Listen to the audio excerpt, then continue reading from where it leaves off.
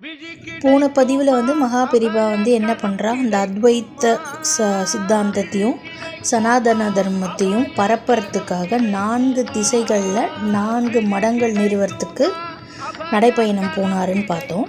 வடக்கில் வந்து பத்ரிநாத், தெற்கில் வந்து ஸ்ரீஹரின்னு சொல்கிறாங்க, கிழக்கு திசையில் வந்து பூரி, மேற்கு திசைக்குள்ள துவாரகா. இந்த 4 இடத்துலையும் என்ன பண்ணுறாராம் பெரியவா வந்து 4 மடங்கள், அங்கே ஒரு திசையில் ஒரு மடங்கள் என்ன பண்ணுறாரு, நிறுவுறாரு.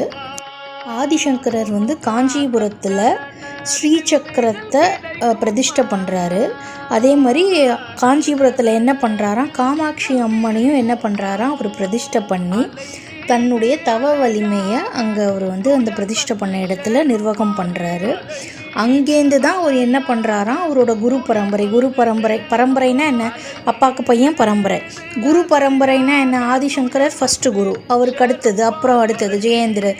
அப்படி பார்த்தா இப்போ கடைசியாக ஒருத்தர் வந்திருக்காரு, ஒரு 18 வயசு பையன். அவர் பேர் சத்ய சந்திரசேகர சரஸ்வதிகள். அவரு தான் இப்போ மடாதிபதியாக இருக்கார் இல்லையா. இந்த அத்வைத மடத்தில் சங்கராச்சாரியாராக தான் நம்ம எப்படி கூப்பிடுறோன்னா மகாபெரிவா அப்படின்னு கூப்பிடுறோம். அவர் வந்து 68வது மடாதிபதியாக என்ன பண்ணுறாராம், இந்த அத்வைத மடத்தில் பொறுப்பேற்றுக்கிறாரு. அவருக்கு வந்து அவரோட பேர் மகாபெரிவா, ஆனால் வந்து கொடுக்குற பட்டம் என்ன அப்படின்னா சந்திரசேகரேந்திர சரஸ்வதிகள் அப்படின்னு சொல்லி அந்த மடாதிபதியாக தேர்ந்தெடுக்கிறவங்களுக்கு அவங்க ஒரு பேர் வைப்பாங்க இல்லையா. அது வந்து என்னவானா சந்திரசேகரேந்திர சரஸ்வதிகள்னு அவங்களுக்கு மடாதிபதியாக ஒரு வந்த பிறகு அவங்களுக்கு வச்ச பேராம். பெரியவா எப்படிப்பட்டவாளாம் அப்படின்னா எல்லா மதத்தினத்திற்கும் சமமான மரியாதை கொடுக்கவராக இருப்பாராம். படித்தவர்களும் படிக்காத பாமரர்களும் அவருக்கு எப்படியான ஒரே சமமாக நடத்துவாராம். ஏழை பணக்காரன் வித்தியாசம் இல்லாதவராம். பார்க்குறதுக்கு ரொம்ப எளிமையான உடை அணிஞ்சுக்கிறவராக இருப்பார்.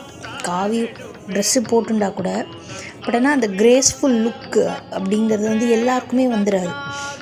நம்ம என்னதான் நம்மளை அப்படி நம்ம ப்ரொஜெக்ட் பண்ணிட்டா கூட நிஜமாகவே சம்திங் இன்சைட் த சோல் நமக்கு ரொம்ப பியூரஸ்ட்டாக இருந்தால் தான் அது வந்து நமக்கு மூஞ்சிலையும் நம்மளோட கண்ணுலேயும் வெளிப்படும் இல்லையா.